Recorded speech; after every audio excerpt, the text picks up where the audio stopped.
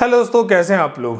दोस्तों जैसे कि कल मैंने कहा था कि जो फादर्स डे पे मैं एक वीडियो जो मैंने बनाया उस पर मैंने कहा था कि जो भी कमेंट्स मुझे आएंगे उन कमेंट्स के मैं ज़रूर पढ़ के बताऊंगा। और मुझे बहुत ही अच्छा लगा कि आप लोग के जो प्यार हैं वो भर भर के मुझे मिले और काफ़ी अच्छे अच्छे कमेंट्स जो हैं आए हैं फादर्स डे को लेके। तो ये पहले मैं स्टार्ट करूँगा जो कमेंट्स हैं उनको पढ़ के, उसके बाद जो मेरा टॉपिक है उस पर मैं आपको बताऊंगा कि उस टॉपिक में आपको क्या चीज़ें सीखने या समझने को मिलेंगी।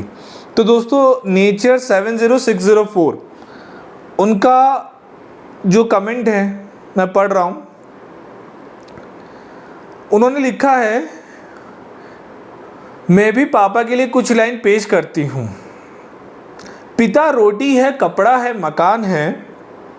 पिता नन्हे से परिंदे का बड़ा आसमान है। पिता है तो घर में प्रतिपल राग है। पिता से ही माँ की बिंदी, सिंदूर और सुहाग है। पिता से ही बच्चों के सब सपने अपने हैं। पिता है तो बाजार के सब खिलौने अपने। Happy father's day.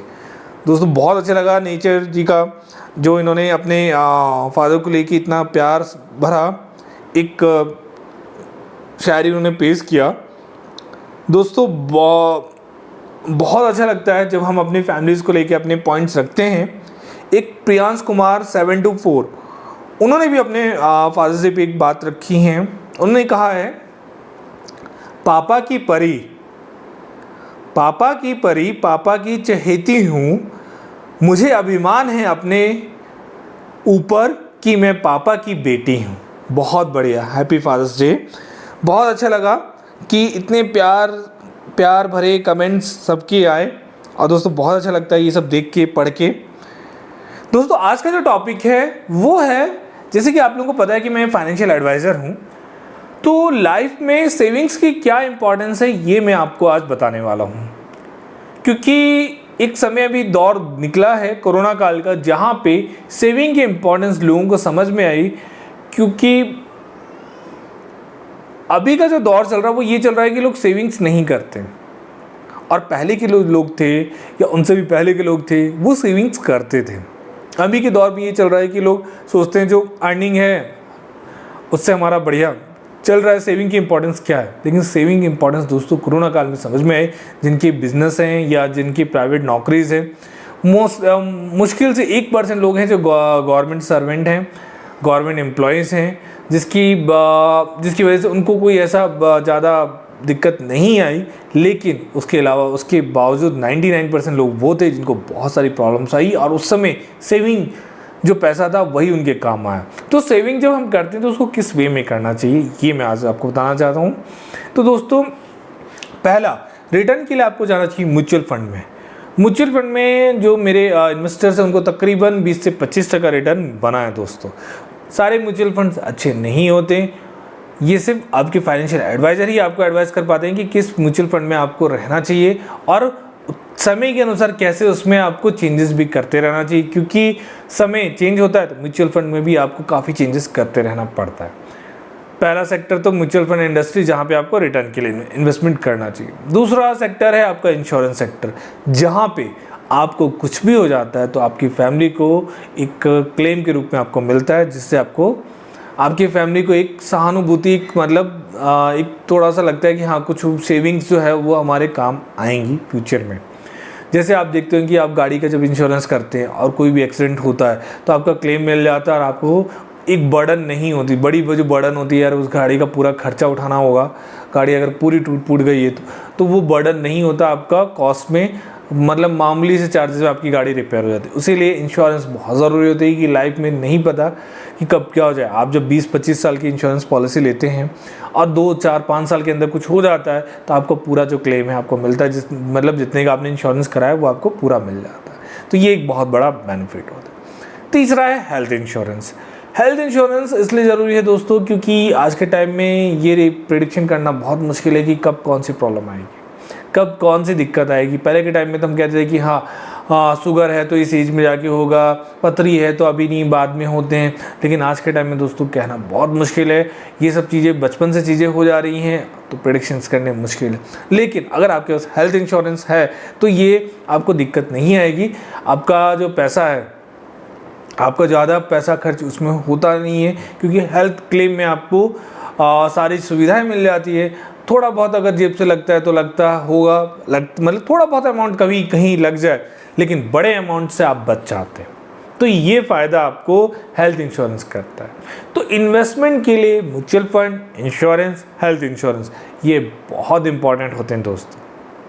जैसे आप देखते होंगे अभी तो बहुत सारी चीज़ें हो गई, जैसे घर का इंश्योरेंस है, चाहे फिर आप फार्म जो खेती करते हैं उसका इंश्योरेंस है, फैक्ट्री इंश्योरेंस है। ये सारी चीज़ें बहुत ज़्यादा नेसेसरी चीज़ें होती है कि कब जाने कब क्या हो जाए नहीं पता।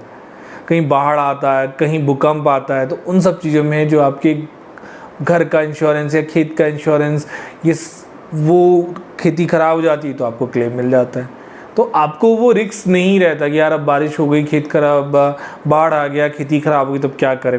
तो ये बेनिफिट्स इन सब में मिलते हैं दोस्तों। इसीलिए मेरा ये कहना है कि सेविंग्स बहुत ज़रूरी है।